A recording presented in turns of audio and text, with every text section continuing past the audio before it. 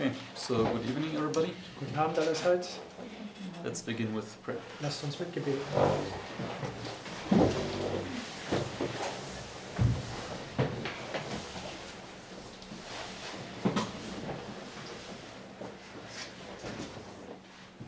Himmlischer Vater, ich möchte dir danken, dass du uns heute Abend hier wieder zusammenrufst, Herr.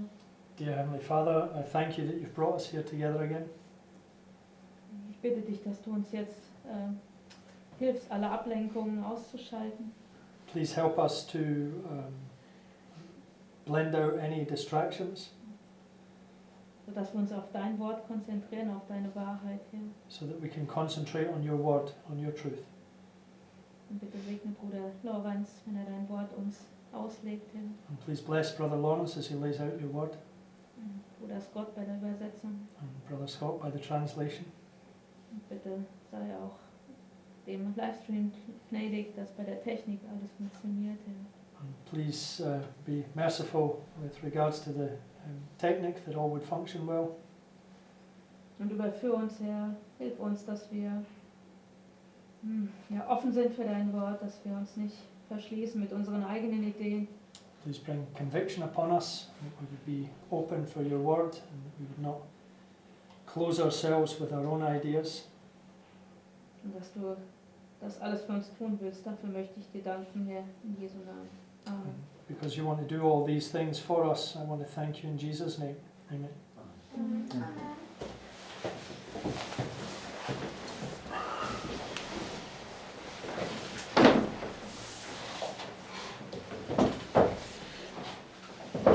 Okay, so good evening. Guten Abend. So I posted some notes. Ich habe einige Notizen gepostet And this evening we will look at Josiah's Reformation. und heute werden wir die Reformation von Josiah anschauen. And but we begin in the Bible. Aber wir fangen in unseren Bibeln zuerst an. In 2 Chronicles chapter 34. 2. Chronik 34.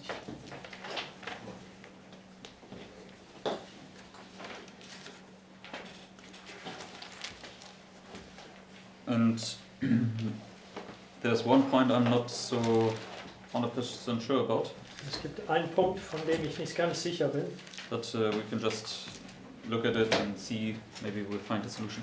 aber wir können es dennoch anschauen. Vielleicht gibt es eine Lösung. Okay, so let's begin in verse 1. Also wir fangen in Vers 1 an.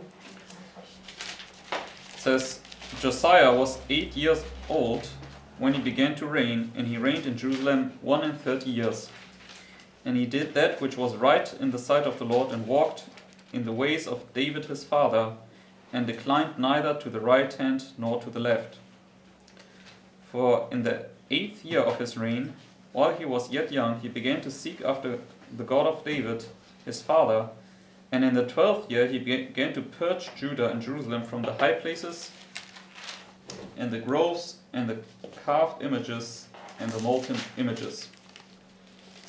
Okay, so how Vers old 3. was Josiah when he became king? So, wie alt war Josia, als er König geworden ist? 8 years. 8 Jahre. Okay, and number 8 is the symbol for what? Die Nummer 8 ist ein Symbol für was? Yes, for the circumcision, for the birth, right? Beschneidung, für den Geburt. Okay, and therefore I want to suggest that it's here, the civil Sunday law now, where he becomes king. So, deswegen möchte ich jetzt vorschlagen, dass es hier an das Sonntagsgesetz ist, wo er König wird.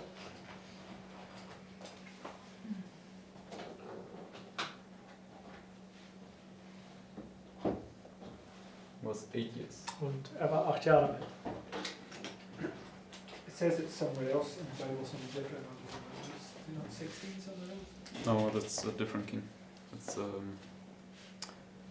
you mean 8 and 18 is one king. Yeah. Did math, sorry. Because it's in second. When you have second Kings, when you keep your finger here, Also halte den Platz, hier geht es um 2. Könige. 2 Kings 22, 2. Könige 22, verse 1. Vers 1. I think it's about Josiah Chin or so with 8 and 8. Okay. So 2 Kings 22 verse 1 2. Könige 22 und Vers 1.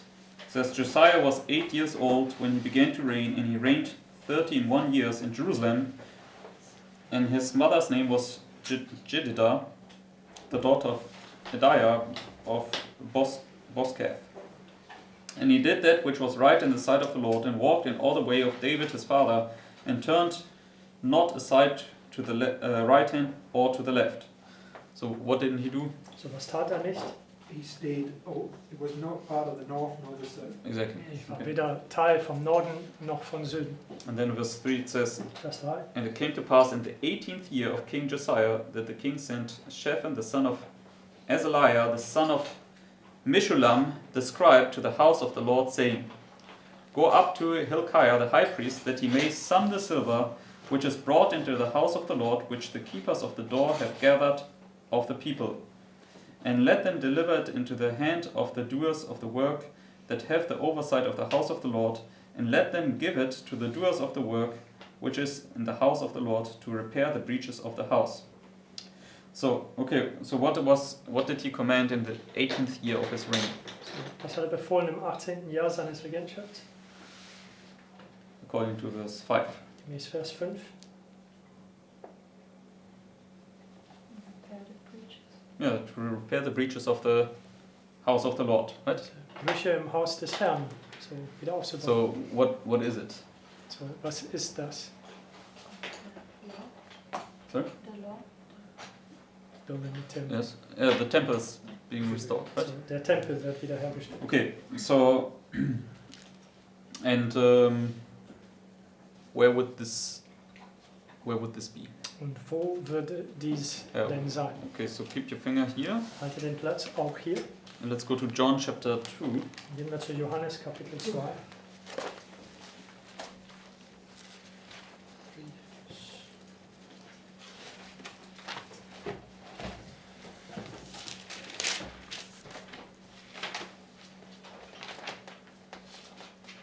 And it is now in verse 18 to 19. Die Verse 18 und 19 sagt, It says, Then answered the Jews and said unto him, What sign showest thou unto us, seeing that thou doest these things? Jesus answered and said unto them, Destroy this temple, and in 3 days I will raise it up. So where's the temple raised up? so wo ist der Tempel aufgebaut? Aufgerichtet? In this little box, In right? diese kleine That's Kaste. why it's also 18 years. Yes, so this is the 3 days here. So die 3 Tage hier. And we also saw in the story of Elijah on Mount Carmel.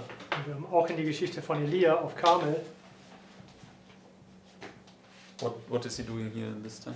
rebuilding the altar. Yeah, rebuilding the altar. Baut Right? den Altar wieder auf. Okay, so therefore I want to suggest that the 18th year of Josiah is here. So deswegen möchte ich vorschlagen, dass der 18. Jahr Josias ist eben hier zu markieren. It's also got another story, Luke 13, Christ says, For upon those 18 whom the tower fell, and she's pointed forward to the destruction of Jerusalem. Also es gibt auch diese Geschichte in Lukas, wo er sagte, über diese 18, auf dem den Turm gefallen ist, und sie weist auf die Zerstörung von Jerusalems hin, also weist vor, Which is after this point. was eben am Ende von diesen Gassen ist. Okay, so but let's turn now back to 2 Chronicles Aber gehen wir zuerst zum 34, 2. Chronik 34 zurück, because we saw it spoke about the 18th year of Josiah, right? also wir haben gesehen, dass hier sprach es über der 18. Jahr Josias. But in Chronicles it gives us 2 other dates before the 18th year of Josiah. Aber in den Chroniken, es gibt es 2 weitere Daten noch bevor der 18. Jahr von And Josia. so just let's read verse 3 again. Also lesen wir wieder Vers 3. It says, For in the 8th year of his reign, so here we have the 8th year. So hier ist der 8. Jahr markiert. For in the 8th year of his reign, while he was yet young, he began to seek after the God of David his father. And in the 12th year, so here we have the 12th year, So hier der 12. Jahr. he began to markiert. purge Judah and Jerusalem from the high places and the groves and the carved images and the molten images. Okay, so in in the 8th year he started walking after the Lord, it says here. Im 8. Jahr fing er an, dem Herrn nachzuwandeln. But in the 12th year he started making a purge in Jerusalem, Aber in Judah. im 12. Jahr fing er an, in Juda, also in Jerusalem, also ein Reinigungswerk zu tun. Okay, so for me, yeah,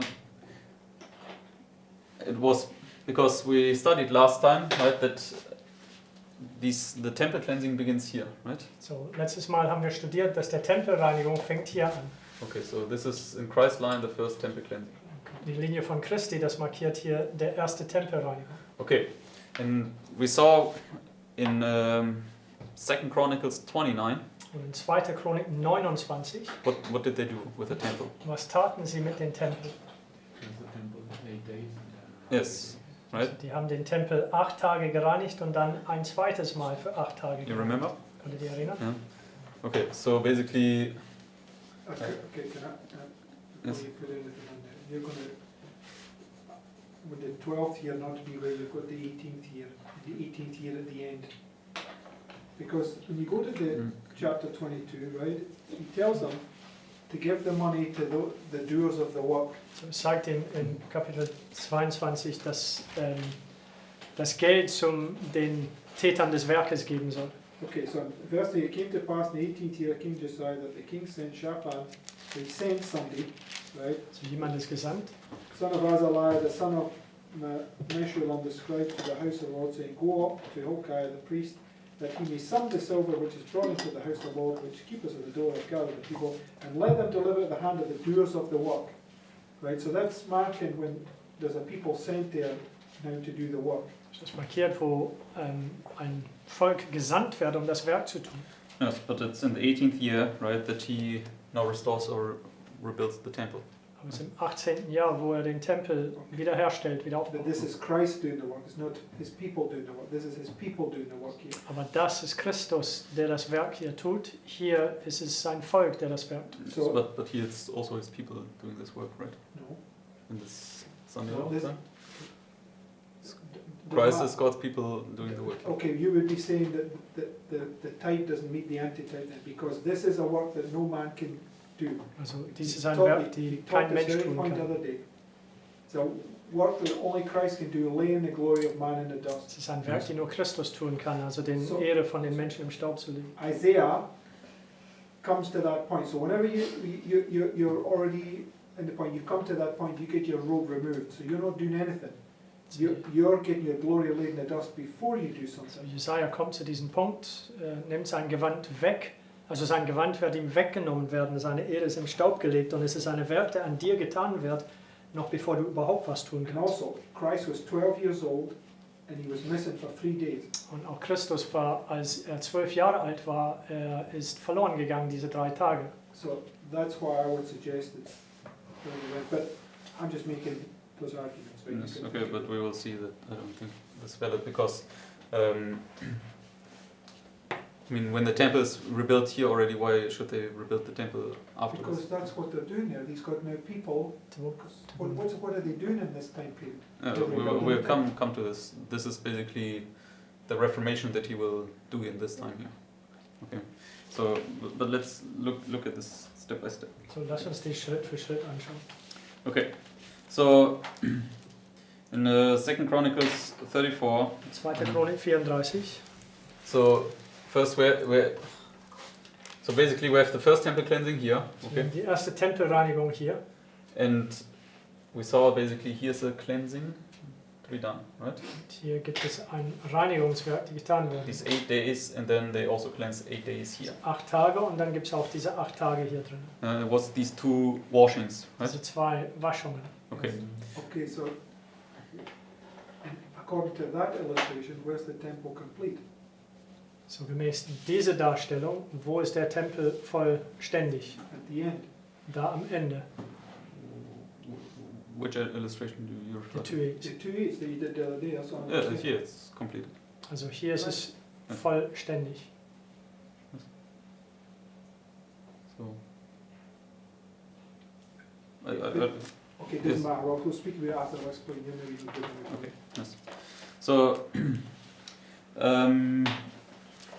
so the point I want to make, okay, and I'm open about this point, okay, but I just want to lay it out first and then you can look at it.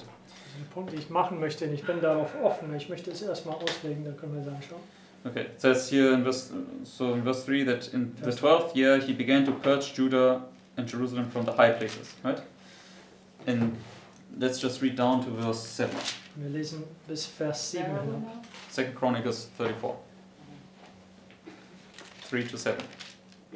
It says, for in the 8th year of his reign, while he was yet young, he began to seek after the God of David, his father, and in the 12th year he began to purge Judah and Jerusalem from the high places, and the groves, and the carved images, and the molten images. And they break down the altars of Baalim in his presence, and the images that were on high above them he cut down, and the groves and the carved images and the molten images he brake in pieces, and made dust of them, and strewed it upon the graves of them that had sacrificed unto them. And he burnt the bones of the priests upon their altars, and cleansed Judah and Jerusalem. And so did he in the cities of Manasseh, and Ephraim, and Simeon, even unto Naphtali, with their mattocks round about. And when he had broken down the altars and the groves, and had beaten the graven images into powder, and cut down all the idols throughout all the land of Israel, he returned to Jerusalem. So here we can see it's a work of cleansing, right? He destroys all the idols, which are the false doctrines. Okay. Hier können wir sehen, es ist ein Werk der Reinigung. Er zerstört all diese Götzen, was diese falsche Lehren oder Irrtümern sind. Yes. Okay, and this is an illustration of temple cleansing or washing, right? Das ist eine Darstellung von einer Tempelreinigung, einer Waschung. Okay, and now in verse 8. Und Vers 8. Now in the 18th year of his reign, when he had purged the land, and the house, he sent Shaphan the son of Azaliah, and Maaseiah the governor of the city, and Joah the son of Joas the recorder, to repair the house of the Lord his God. So we can see in the 18th year now this house is to be repaired. Right? Can you not just read what it Yes. says? In the 18th year of his reign, when he had purged the land. Yes. So when's the purging take place? Right there in that box. No, my point is that the purging leads you down to here. So that's the first It says purging. to Isaiah, thy sin is purged. The Bible explains itself. Yeah, but let's just continue and then we can look at this. Okay. And he just like another point, and he sends two people. There's nobody sent before that point. That's right. But they will find now the flying roll, and the flying roll is not found afterwards, it's found here. So, and therefore... The flying roll is the revelation, right? Exactly. But you're given it right at the end. That's what John's given at the end, not before. No, they find it now, and then it's brought before the king. So let's just look at the story. Okay. So, now verse 9. Vers 9. And when they came to Hilkiah, the high priest, they delivered the money that was brought into the house of God, which the Levites that kept the doors had gathered of the hand of Manasseh and Ephraim, and of all the remnant of Israel and of all Judah and Benjamin, and they returned to Jerusalem. And they put it in the hand of the workmen that had the oversight of the house of the Lord, and they gave it to the workmen that wrought in the house of the Lord to repair and amend the house. Even to the artificers and builders gave they it, to buy hewn stone and timber for couplings, and to floor the houses which the kings of Judah had destroyed. Okay, jump just down to verse 14. Und springt bis Vers 14 ab. And when they brought out the money that was brought into the house of the Lord, Hilkiah the priest found a book of the law of the Lord given by Moses. So here they find now this book. Okay. Hier finden Sie diesen Buch. And Hilkiah answered and said to Shaphan the scribe, I have found the book of the law in the house of the Lord. And Hilkiah delivered the book to Shaphan, and Shaphan carried the book to the king, and brought the king word back again, saying, all that was committed to thy servants they do it. And they have gathered together the money that was found in the house of the Lord, and have delivered it into the hand of the overseers, and to the hand of the workmen. Then Shaphan the scribe told the king, saying, Hilkiah the priest has given me a book, and Shaphan read it before the king. And it came to pass when the king had heard the words of the law that he rent his clothes. Okay, so Standing before the king. yes, and this is now the flying roll, right? Und dies ist der fliegende Rolle. Yes. And Ezekiel, when is he given the flying roll?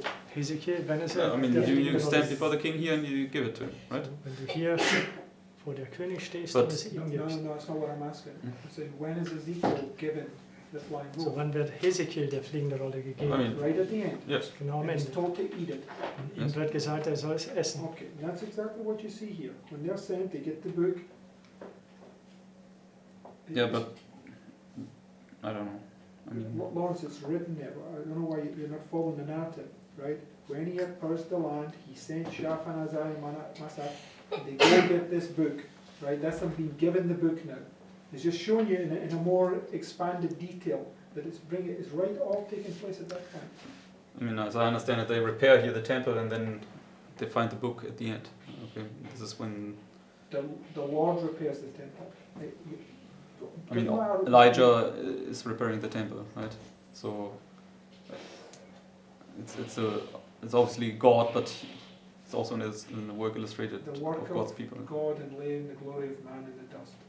Man doesn't do it, right? I'm just letting you know, because you're breaking principles here. I mean, so how would you describe it then that Elijah raises up the altar there? That's neither here nor there. Line upon line, you've got to bring all the evidence together, right? Yes, so, but this would be also an illustration you need to take into account. So, Okay, but one saying of the Saviour doesn't make of none effect yes, another. so, Okay, but you've got a clear thing from Sister White, and it says, and Isaiah wasn't doing anything, all the prophets are laid in the dust there, it's only at the end, and you've got all these things that says, they weren't entrusted with the message until after. We've got all these quotes, we go over and over, I could get 20 things, and you're going to make this one argument to make all that none effect. That's what I'm saying, you can't do that. no, I say they find it here at the end, they bring it to the king here at the end, but it's when they repaired the temple, they get it. Okay, so that's my argument. So, because it's also in harmony with the other illustrations. Okay, anyways, but we can, I think, agree upon the point that it's here at the end where they receive the flying roll over where it's read to the king, right? So, wir können auf jeden Fall zustimmen, dass es hier am Ende ist, wo die fliegende Rolle bekommen und es den König vorliest. Because how do we know this? Denn woher wissen wir das? See your question again, how do we know? How do we know that the kings receive the flying roll here at the end? Woher wissen wir, dass die Könige hier die fliegende Rolle am Ende erhalten? The third day when they give the cup to the king. Es ist der dritte Tag, wo sie den Kelch dem König geben. Yes. You know, the marriage of Cana Okay, for instance, yes. So am Hochzeit von Kana. in the book of Daniel. But in the book of Daniel, right? It's Aber im Buch Daniels, after Daniel received the revelation, he now stands before the king and explains to him nachdem what is about to come. dass Daniel die Offenbarung erhalten hat, steht er vor dem König und erklärt, was denn kommen wird. So, here, flying roll.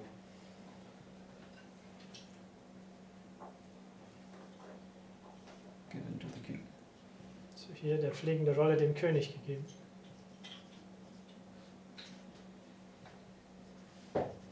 Okay. And let's continue. So, lasst uns weiter. Verse 19. Vers 19. It says, And it came to pass, when the king had heard the words of the law, that he rent his clothes. And the king commanded Hilkiah, and Ahikam the son of Shaphan, and Abdon the son of Micah, and Shaphan the scribe, and Josiah the servant of the king, saying, Go, inquire of the Lord for me, and for them that are left in Israel and in Judah, concerning the words of the book that is found. For great is the wrath of the Lord that is poured out upon us, because our fathers have not kept the word of the Lord, to do after all that is written in this book. So, what is the king now doing here? So, was tut der König jetzt? Digesting what's written in the book. Yes, but he sends now his servants to go and inquire of God, right? Er sendet seine Dienern, dass sie Gott befragen soll. Okay, so here we have inquiring.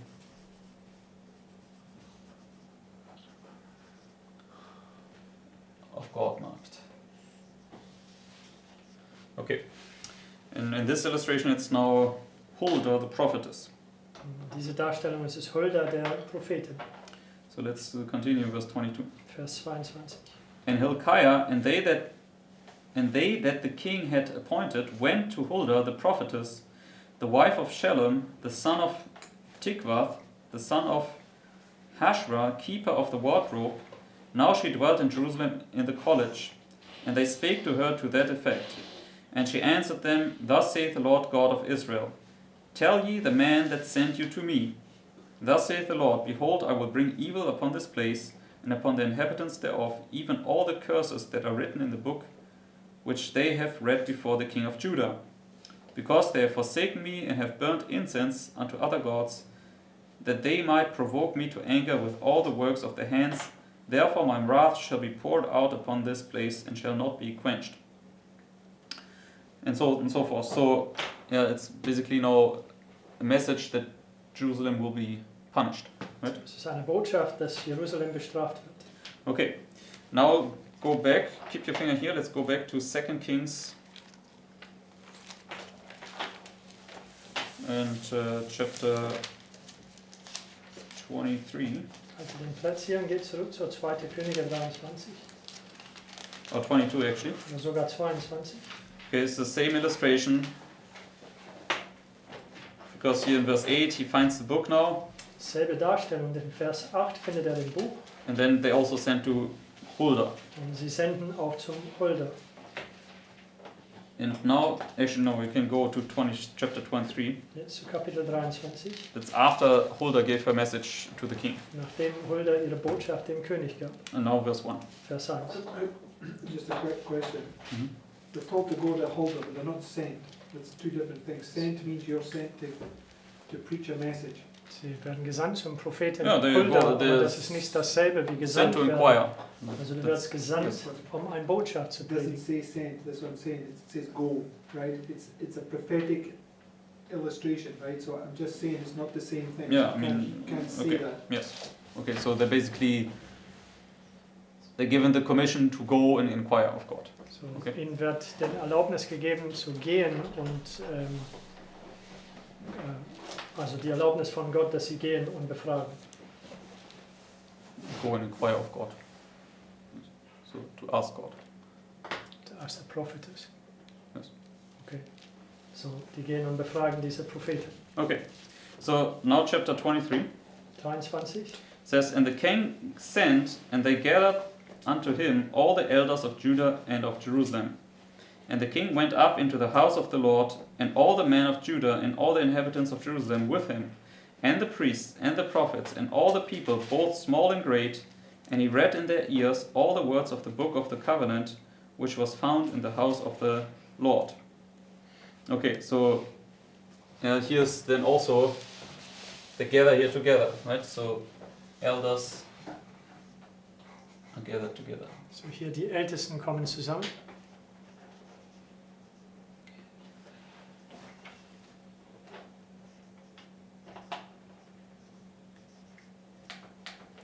Okay.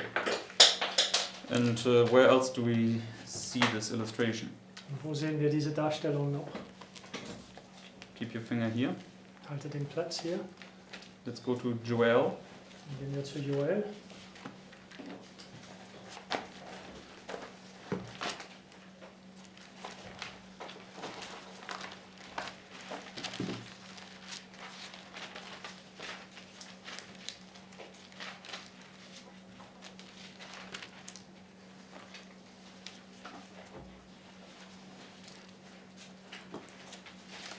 And Joel, he's speaking to the old man, right?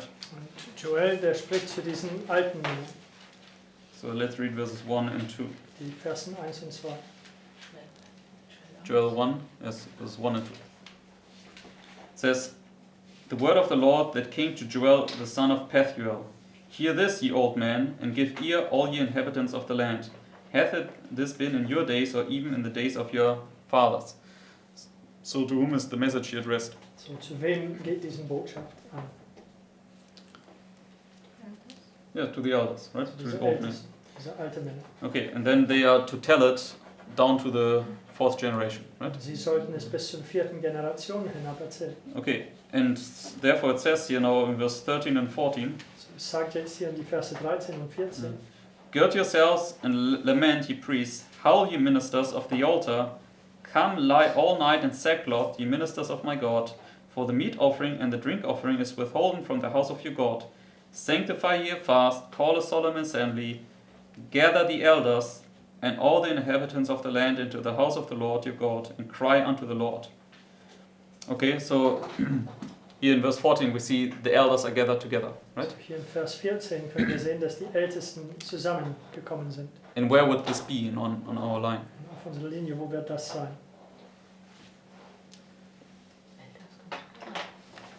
Right here. Right? Okay, because Joel is the one giving here, he's the prophet that is sent, right? With a message. Das hat noch eine Idee tun.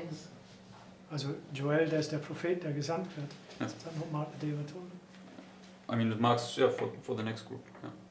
Because Joel he's sent with a message, right? He's somebody of this Also group here. es würde denn den Versöhnungstag markieren, aber für die nächste Gruppe, weil Joel ist einer, der gesandt ist mit einer Botschaft. Yes. He's sent and he's now giving the message down to 4 generations. Also er wird gesandt und er gibt die Botschaft an 4 Generationen weiter. Okay, so and therefore we can see the elders are gathered together just like in the story of Josiah. Deswegen können wir sehen, dass die Ältesten sind wieder zusammengebracht, genauso wie in die Geschichte von Josiah. Everybody remembers? Kann jeder erinnern? Because all the prophets, they're sent first here and then they give the message to the next group. Right? So, all die Propheten werden hier gesandt und geben die Botschaft zur nächsten Gruppe an. Okay, so now let's go back to 2 Kings 23. So gehen wir zurück zum 2. Könige 23 And let's continue. und lesen wir weiter. So basically, what is the king doing here in verse 2? So Vers 2, was tut der König? It says, and the king went up into the house of the Lord, and all the men of Judah, and all the inhabitants of Jerusalem with him, and the priests and the prophets, and all the people, both small and great, and he read in their ears all the words of the book of the covenant, which was found in the house of the Lord. So what is he doing to the people? So was tut er den Folger?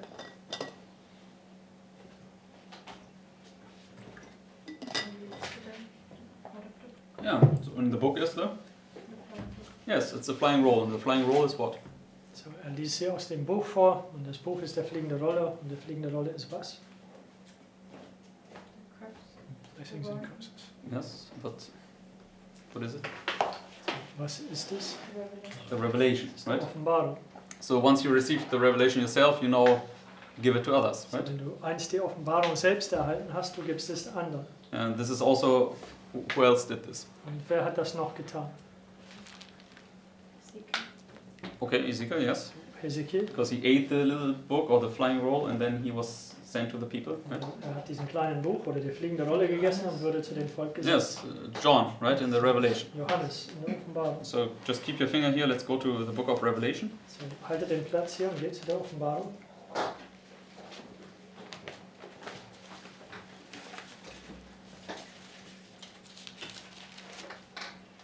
And let's go to chapter 1. Kapitel 1 And then let's read verse 19. und Vers 19. Oh, actually, verse 11, sorry. So Vers 11 sogar. Revelation 1:11. It says, 1,11.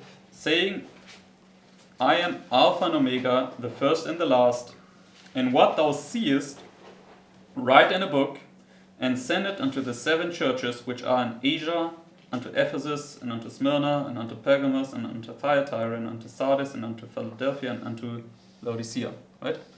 So, what he saw in the Revelation, he's now to send to the 7 churches. Das, was er in die Offenbarung gesehen hat, er soll zu den 7 Gemeinden senden. Okay.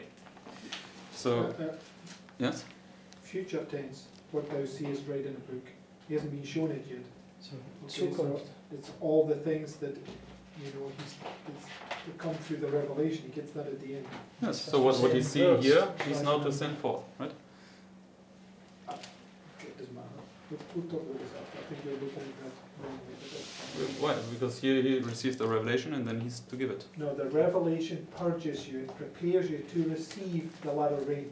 So, die Offenbarung reinigt dich und bereitet dich, den Spätregen zu What you halten. see in there is the former rain. It cleanses you, so at the end, you're given the latter rain. The latter rain is not given you in there, it's given you at the end. So, was du hierin siehst, ist der Frühregen und es soll dich reinigen, vorbereiten auf den Spätregen am Okay, Ende. so when Christ comes, he's giving you the reward, right? And this is what he gives to John. He reveals all those things to him. It's after he's been purged in the dust that he does that. So, es ist nachdem, dass Johannes im Staub gedemütigt worden ist, dass er But dies still, it's here where you now give it to the next group, right? I'm not denying that, but you're seem to be taking everything and sandwiching it all into that one little point there. When it's happening all through this whole illustration. What do you mean? For instance,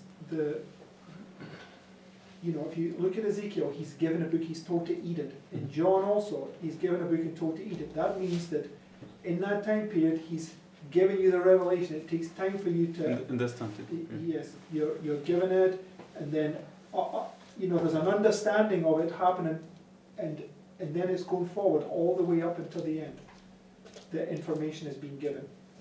So, you seem to be taking that and sandwiching it all back to the beginning. Here's you have the revelation. Now you give the prediction, right? It's not that you all along get the revelation revealed and then. No, but I'm saying when Joel's to go down to 4 generations, that's illustrating something, right? It's illustrating that it's a progressive message leading down to the end till everybody has heard it. Yes. So not everybody's hearing it right at the beginning. No, the first group has the revelation here. That's John. That's Joel. That's here Josiah the king. And he's now giving it to the rest. He's reading it to them. Okay, but that's what I'm saying to you. It's progressively being given all the way down, right? Yes, but it begins here, and this is where you now give the revelation to others. So when I you don't know get to where- the end there, you have to first receive it, yes, right? So that's what the book of Revelation is. John receiving the revelation. It's after he's humbled in the dust, he receives the revelation. yes, So after he's humbled in the dust, he then goes and takes the book and eats it, right? Just like Ezekiel, right? So the first thing that happens is he's given the revelation. He has to digest it, and then he's sent. yes. But you're sent here, not somewhere here. So that's my point. So when you're sent here, you now give it right from the Mark, beginning. you're doing exactly what I'm saying. You're sandwiching everything into one point. This thing about these men being gathered together here as well, right? So Where would you mark it now? no, I'm doesn't matter. We'll talk about it after because this isn't going to solve this problem right here. You and I need to sit down and go through these points point by point because I think you're overlooking things. Oh, so you would be saying that there are further points than here, or what do you want to say? I'm saying that there's an order of events. Yes, no, I don't Okay. disagree with that, but the order of events, it's marking here this waymark, so I don't know. Okay, but I'm just saying why there's this an is order false. of events. Yes, Okay. but I don't know why this is a problem, how I illustrate it. Because when you went to 2 Chronicles 34, right, you read out a whole list of events and you made it sound like the things that were happening there were beforehand because of certain points in there. When it's not, it's all this series of events that's happening there at the beginning before he's sent. Because he has to get the book, he has to read the book and understand it, right, and all these sorts of things, and then it's given to everybody else, and they're reading and understanding it, right? It's a progressive message that's been given all the way down. Yeah, for this group, it's a progressive revelation, yes. Yes. But for you, when you now give the message, you have the revelation already. Okay, that's no problem, but. So that's all what I'm showing. So I don't know why maybe- suddenly you want to change this now. I'm not changing anything, maybe you're just not, maybe understand me, so I'll talk to you after, it's fine. Okay. So now let's go to the notes. So gehen wir jetzt zu unseren Notizen.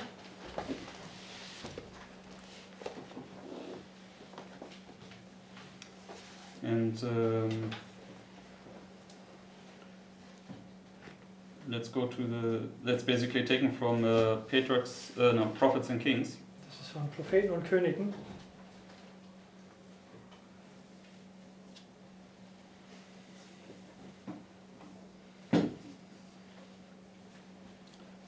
And let's go, where is it?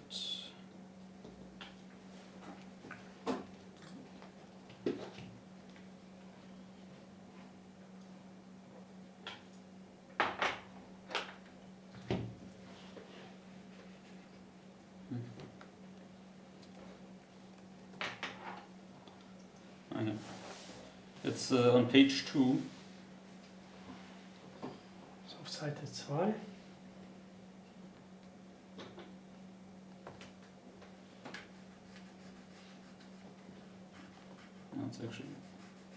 No, it's actually page 3 it is. So auf Seite 3. It's PK 400.2. So PK 400.2. And this now speaks about the time when now the king reads it to the congregation. Und es spricht über die Zeit, wo der König zu der Versammlung spricht. It says, to this vast assembly the king himself read all the words of the book of the law, read all the words of the book of the covenant which was found in the house of the Lord. So 2 Kings 33.2, that's what we just read. Das ist, was wir gerade in 2. Könige gelesen haben. It says, the royal reader was deeply affected and he delivered his message with the pathos of a broken heart. So what did the king have now? So, was hat der König hier? Broken control. Yes, a broken, contrite heart. So, Right? eine gebrochene und reumütiges Herz. So he has been humbled in the dust. So, Okay? ist im Staub gedemütigt. Because the revelation was given to him and it was broken. Weil die Okay. Offenbarung ist ihm gegeben worden und es hat ihm gebrochen. And now he can give the revelation himself. Okay? Jetzt kann er diese With a Offenbarung broken heart. weitergeben. Mit diesem gebrochenes It Herz. says, his hearers were profoundly moved. The intensity of feeling revealed in the countenance of the king, the solemnity of the message itself, the warning of judgments impending, all these had their effect, and many determined to join the king in seeking forgiveness. So what was he basically now preaching to them? So, was hat er im Grunde zu sie gepredigt? Buße. Yeah, that they are to repent, right? Dass sie Buße tun sollen. And so, and when John, when he comes out of the belly, what does he say? Wenn Johannes, wenn er aus dem Bauch kommt, was sagt er? Repent, right? Buße. Okay, so, and Joel, what was he warning against? Und Joel, gegen was hat er gewarnt?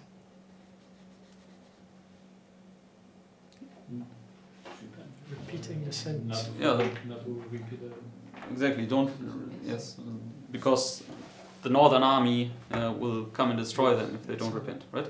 Wenn sie nicht Buße tun, wird der Nordarmee kommen So, und sie zerstören. Where's Josiah's belly experience? So, wo ist die Baucherfahrung von Josiah? Yeah, I mean, when he does the revelation, I don't know. This is, I mean, the temple is being rebuilt. That's this illustration of it. So, and then he receives the revelation, right? He sees the little book. So, where would you mark it? I've told you what I'd mark it. So I think how I would see this is that because symbols, right? Number 12 marks Christ when he's 3 days there, right? Christ is the one doing this work. And number 18 marks Revelation 18. And the 7th plague, it tells us very clearly, right? Revelation 18 sounds when the 7th plague, and that's marking when he says it is done right there. When the first group's done, the temple is built. And he even says, when he had purged the land and the house, he sent Shaphan and the son of Adalai and Masalai. So he purges right there and he sends them. And those guys go get that book and they bring it to Josiah.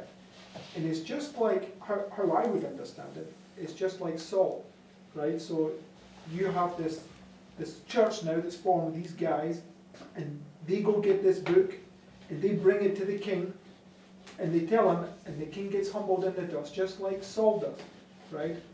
And that's what I'm saying, it's a progressive going down, and the king takes it, and then he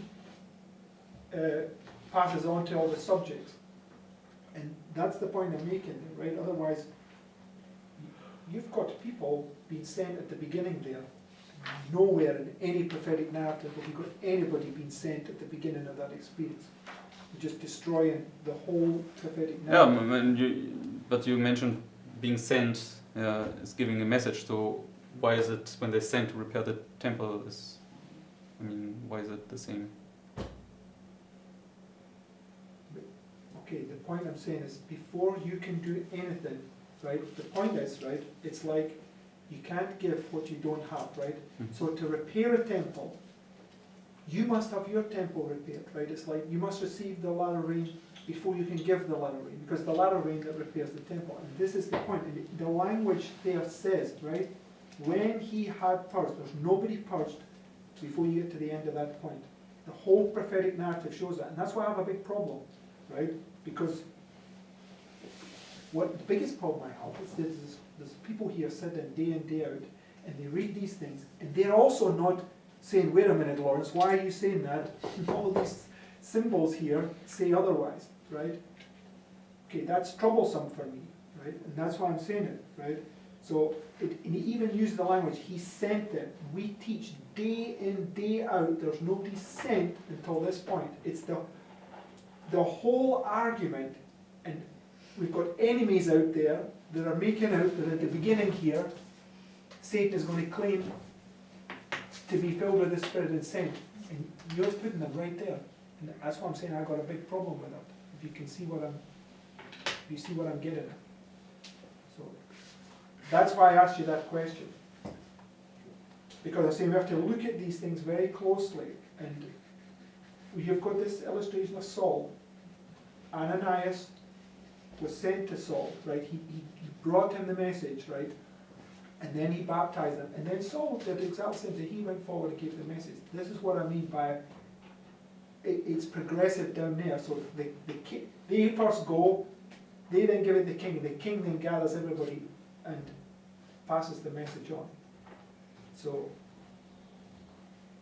that was, and I felt that you were trying to sandwich it all right up to this point at the end there. Now you can see where I was getting at. So maybe Lawrence, maybe you want to explain. Now better understand what you want to say. Okay. Yes,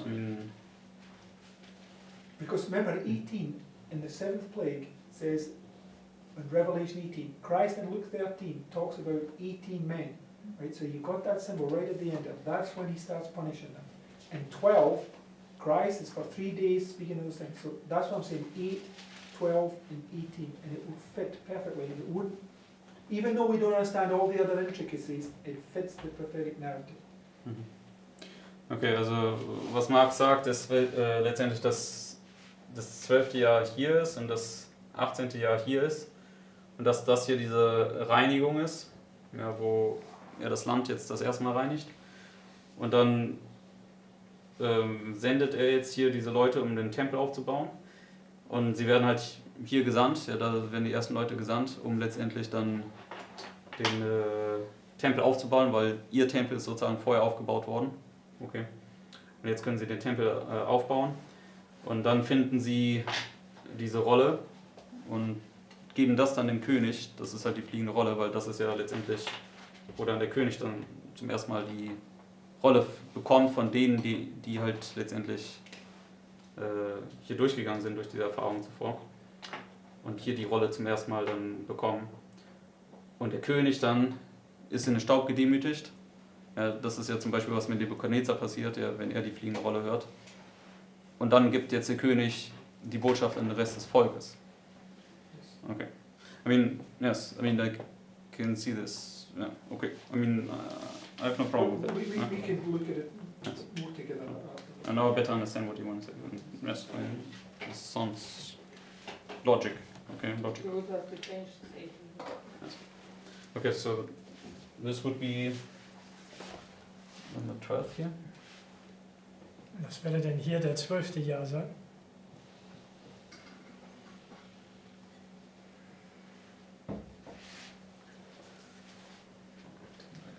And this would be here the 18th. Hier der 18. Jahr. And it said also in the 12th year they began to purge, so it's like the beginning of. So der 12. Jahr fingen sie an zu reinigen. Sagt es. Okay, so they purge until here, and then the temple is rebuilt. So sie Or, reinigen no, temple repaired.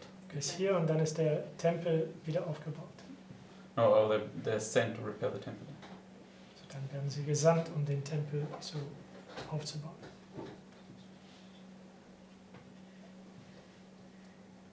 And no disrespect to Lawrence, but this is a test for us. When we're listening to these things, we've got to be looking for that. Every single person's got to look and think, wait a minute, I'm not sure about that. You've got to question things. That's why I encourage you to question things all the time. Und das hier ist ein Test für uns und das ist nichts gegen meinen Bruder Lorenz, aber wenn wir sehen, dass irgendetwas nicht richtig ist, dann sollen wir das in Frage stellen.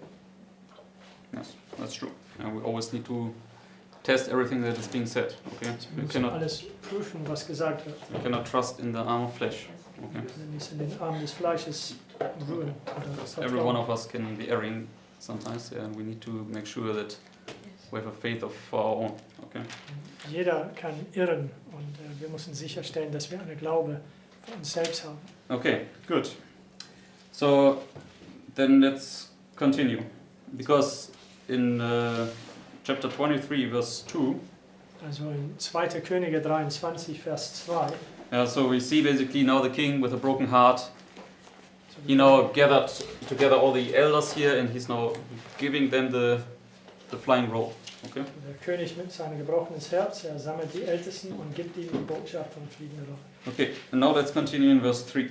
Jetzt weiterlesen in Vers 3. It says, "And the king stood by a pillar and made a covenant before the Lord, to walk after the Lord and to keep his commandments and his testimonies and his statutes with all their heart and all their soul, to perform the words of this covenant that were written in this book." And all the people stood to the covenant. So they make a covenant here. Okay. Sie machen ein Bündnis hier. And it's true, there's an order of things, but I just mark now here, but we just mentioned that there's one thing following the other. Okay. Das ist wohl wahr, dass es eine Reihenfolge der Ereignisse geben. But I just mark it now here for space purposes. Okay. Aber nur wegen Platz, Mangel an Platz, ich markiere das alles hier.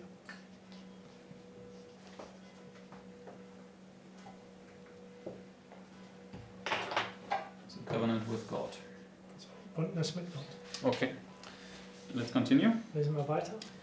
And the king commanded Hilkiah, the high priest, and the priests of the second order, and the keepers of the door, to bring forth out of the temple of the Lord all the vessels that were made for Baal, and for the grove, and for all the host of heaven. And he burned them without Jerusalem in the fields of Kidron, and carried the ashes of them unto Bethel.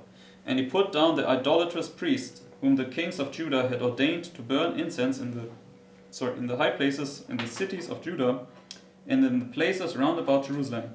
Them also that burnt incense unto Baal, to the sun, and to the moon, and to the planets, and to all the hosts of heaven. And so on and so forth. So basically now what he's doing, he's purging the land again. Okay? So, das, was tut, ist, reinigt das Land wieder. Okay, so let's just read here the rest in the quotes. That would be like the lost sheep now getting purged now. Das würde denn die verlorenen Schafen gereinigt werden. So Wir gehen zu den Zitaten. So we read in 400.2. Wir haben 400.2 bereits gelesen.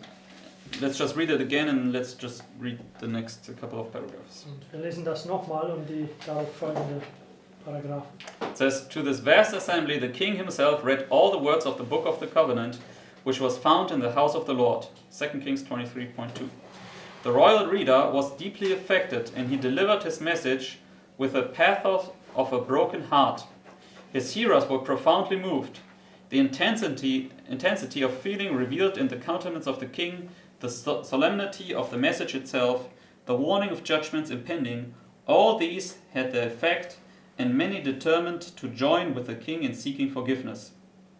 Josiah now proposed that those highest in authority unite with the people in solemnly covenanting before God to cooperate with one another in an effort to institute decided changes. The king stood by a pillar and made a covenant before the Lord to walk after the Lord and to keep his commandments and his testimonies and his statutes with all their heart and all their soul, to perform the words of this covenant that were written in the book. The response was more hearty than the king had dared hope for. All the people stood to the covenant. In the Reformation that followed, the king turned his attention to the destruction of every vestige of idolatry that remained. So what comes here? So was kommt hier? A Reformation. Eine Okay. Reformation. So, and what does Sister White say? When does the Reformation come? Was sagte Ellen White, wann kommt diese Reform? When the books are Daniel and Revelation, yes, the are flying better, roll. yes, Die better Bücher understood. von Daniel und der Offenbarung besser verstanden werden, also der fliegende Roll. So therefore we can see this is all the key to find this book, which was hidden, right? Wir können sehen, dass dies der Schlüssel ist, dieses Buch zu finden, die verborgen ist, nämlich der Schatz. It's the hidden treasure, isn't it? Also dieser verborgene Schatz. Because when we go to Revelation chapter 2, Denn wenn wir zur Offenbarung Kapitel 2 gehen,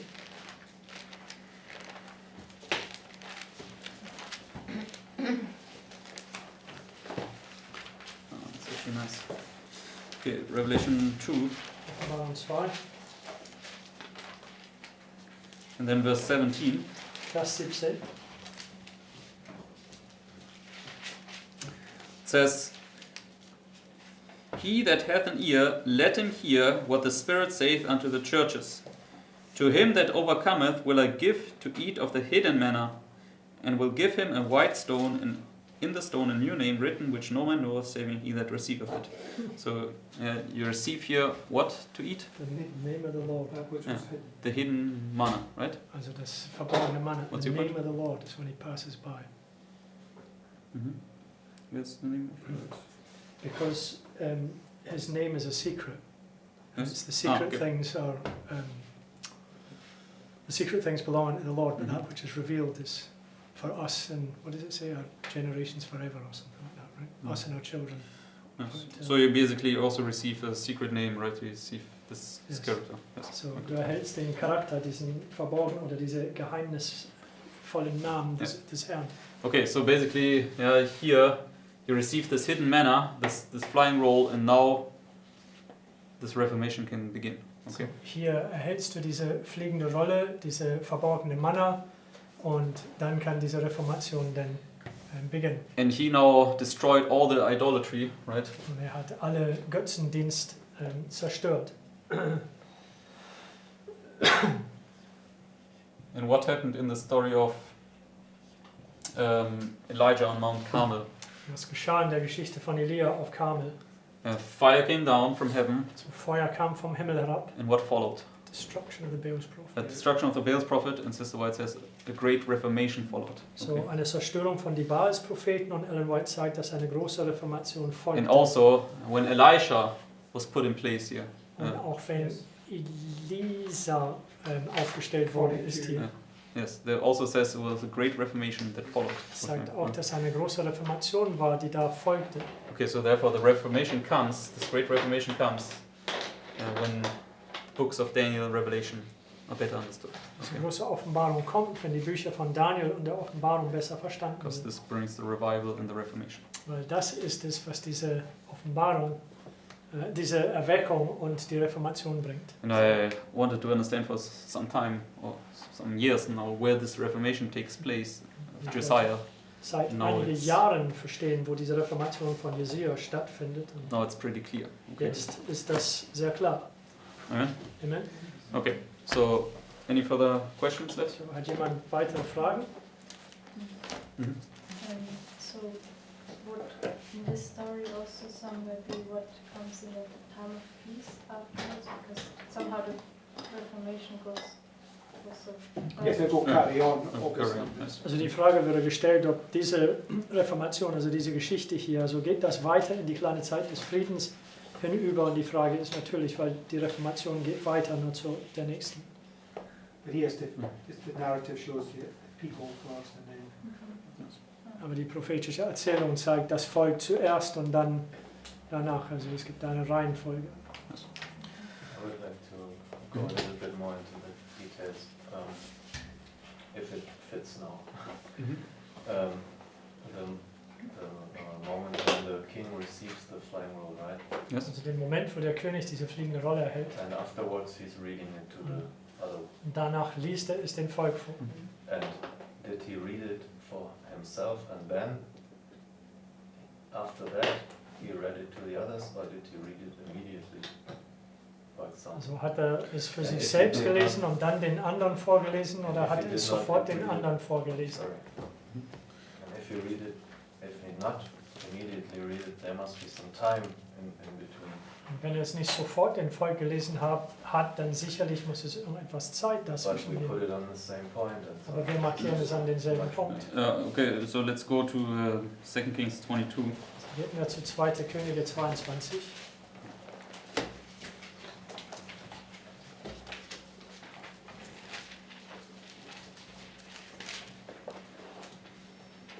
In verse 8. Vers 8. It says, And Hilkiah the high priest said unto Shaphan the scribe, I have found the book of the law in the house of the Lord. And Hilkiah gave the book to Shaphan, and he read it. So Shaphan is the first one who reads it here. Okay. Shaphan ist der Erste, der es liest. And Shaphan the scribe came to the king and brought the king word again and said, Thy servants have gathered the money that was found in the house and have delivered it into the hand of them that do the work, that have the oversight of the house of the Lord. And Shaphan the scribe showed the king, saying, Hilkiah the priest hath delivered me a book. And Shaphan read it before the king. So that's how the king Yes. hears it. Hier Okay. Vers 10 ist so, wie der König es zu hören bekommt. Just a point after that. In 2 Chronicles 34, In 2. Chronik 34. Shaphan is one of the first ones that's purged and sent. That's why he's the first one to read it. Shaphan ist einer von den Ersten, der gereinigt wird und gesandt wird. Und deswegen ist er der Erste hier, der es liest. Because after it says he's purged and sent, that's when he gets the book. And now you're just reading here, Shaphan reads it. In 2. Chronik ist es, nachdem er gereinigt würde und gesandt wird, dass er den Buch erhält. Hier in 2. Könige siehst du nur geringere Informationen, nur dass er es liest. Okay. And then, so basically, he now gives it to the king. He would be like Daniel giving it to Nebuchadnezzar. Okay. Shaphan gibt es den König, das wäre wie Daniel es Nebukadnezar vorliest. And then, basically, the king now humbles himself, because it says here, Rent is close. and it came to pass, when the king had heard the words of the book of the law, he rent his clothes. Und hier demütigt sich der König vor diesem Botschaft, denn es sagt, nachdem er es gehört hat, er zerriss seine Kleider. And in Joel it says, rent not your garments, but rent your hearts. So it's an illustration of he's rending his heart. Okay. In Joel es sagt, zerriss nicht euer Kleider, sondern eurem Herz. Und das hier ist eine Darstellung, wie er sein Herz zerreißt. And it tells us also when he's reading it, he read it with a broken Yes. heart. Yes. Und wir haben das auch gelesen in dem Zitat, dass er dem Volk mit ein zerbrochenes Herz vorgelesen hat. And then he received it himself, and now he can give it to others. So, Okay. er hat es hier selbst vorgelesen bekommen und dann ist er imstande, es anderen zu So, sagen. yes. And obviously in real time, right, there would always be some days in between, okay. Natürlich in Echtzeit, es würde so Zeit oder Tage sogar dazwischen geben, zwischen diese Ereignisse. But it geben. just shows this order that one gives it always to the other. Aber Okay. es zeigt nur diesen Ordnung, dass der einen es dem anderen weitergibt. The question that I would have in these situations, who is Josiah? Also die Frage, die ich in dieser Situation haben würde, ist, wer stellt Josia dar? You know, it's because he's a king, right? Weil er ein König And ist. we have other stories, like for instance, Ahab, So, he's Ahab zum also Beispiel, king of Israel. er ist ein He's König von Israel. threefold union. Er ist dreifaltige Union. So the question I have to myself now is here, because it's sometimes hard to work out who is Josiah, Also die Frage, die ich hier habe, ist, wer ist eben Josia? right? Does he represent an earthly monarch? So stellt er einen irdischen Monarch dar? Right. Good. It's a good question. I wouldn't know at this point how to answer that. Und ich würde an dieser Stelle diese Antwort nicht wissen. But here, I mean, at least in this story, he brings about a revival and reformation among God's people, right? So, So, zumindest in dieser Geschichte, er bringt eine Reformation, eine Erweckung unter Gottes Volk vor. Okay, but that's true, but God's people, I mean, God's people is everybody in the world, right? We are this one lost sheep. So, Gottes Volk sind jeder in der Welt, also wir sind, die ganze Welt ist diese ein verlorene He Schar. just has an order how he doesn't bringing them in. Es gibt nur eine Reihenfolge oder eine Ordnung, wie er letztendlich diese Einzelpersonen wieder in diese Herde wieder hineinbringt. Because on Mount Carmel, those people were the people that were under King Ahab. Denn am Berg Karmel, dieses Volk da war der Volk, die unter der Regentschaft von Ahab waren, That were deceived by the prophets of Baal. die durch die Baals Propheten verführt wurden. So this is why I look at these things very closely. It's sometimes difficult to ascertain who they represent. Deswegen, wenn ich diese Dinge näher anschaue, ist es sehr schwierig festzustellen, wer wohl wem ist. okay, that's another story. Yes, that's another. Das ist eine andere Geschichte. Okay, good. Then let's close for this one. Dann lass uns für heute Schluss tun.